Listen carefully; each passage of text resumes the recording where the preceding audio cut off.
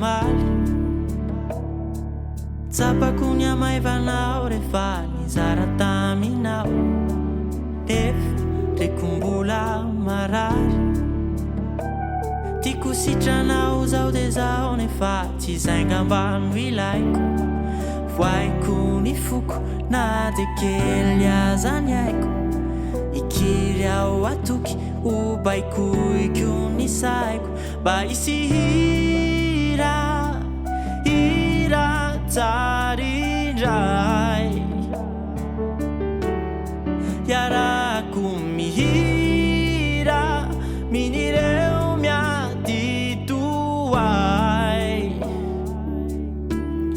raha mbola misy hazavana kely ato anaty ko tsy avelako fatifa okopaiko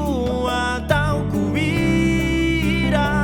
ho an'ireo miady toay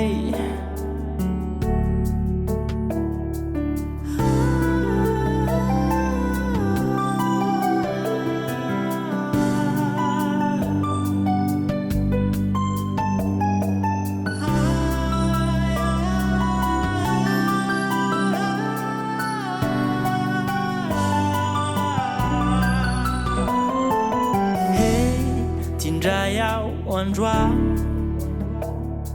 sarotra amiko ny mietry fizao somary mafilo nefa raha izany na tsy zany aiko izao no mila mianatra fa tsy anao no mila miova be ny ampopoko kanefa be reo tsy haiko aokareny adisoko ho lesonao ampitaiko mba hisy hira tsara indray iarako mihira ho an'ireo miady toay raha mbola misy hazavana kely ato anaty ko tsy avelako fatifa okopaiko ataoko hira ho an'ireo miady toay raha iresaka amiko ny aintaina ampianaro ao iay